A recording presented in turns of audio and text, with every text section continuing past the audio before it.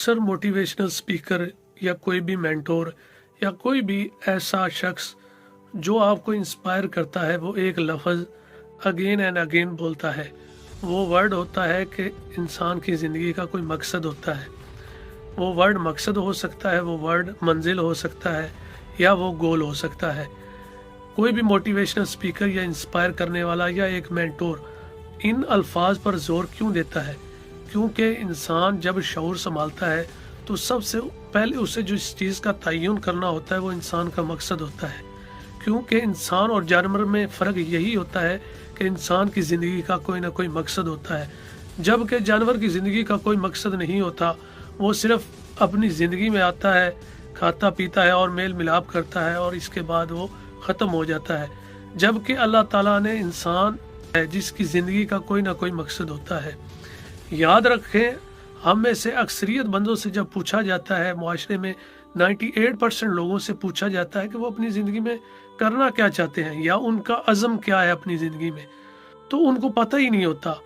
जब बहुत ज़्यादा इसरार किया जाता है तो उनमें से अक्सरियत बंदे ये कहते हैं कि हम ज़्यादा दौलत हासिल करना चाहते हैं, या हम इज़्ज़त हासिल करना चाहते हैं, हम अपनी ज़िंदगी में सुकून हासिल करना चाहते हैं, और इस तरह की और क्या क्या चीज़ें बयान करते हैं।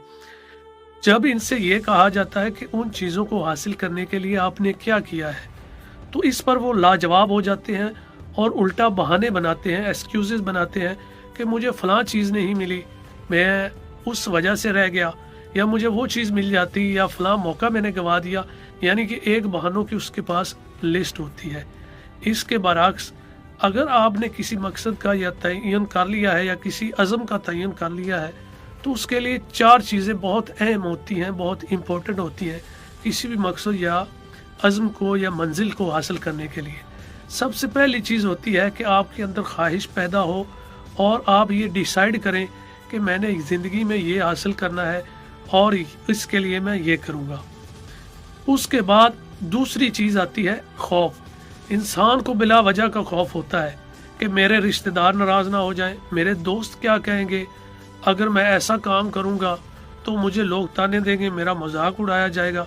जब तक आप ये ओवर थिंकिंग करेंगे, नेगेटिव सोचेंगे, ये खौफ अपने आप में पालेंगे, तक आप याद रखें कामयाब नहीं हो सकते। तीसरी चीज़ इसमें यह आ जाती है कि आप अपने मकसद का तयन करने के बाद इसका एक प्लान बनाते हैं, इसका एक लाहे अमल अख्तियार करते हैं और उस लाहे अमल पर आप रिस्पॉन्स देते हैं, अमल करते हैं।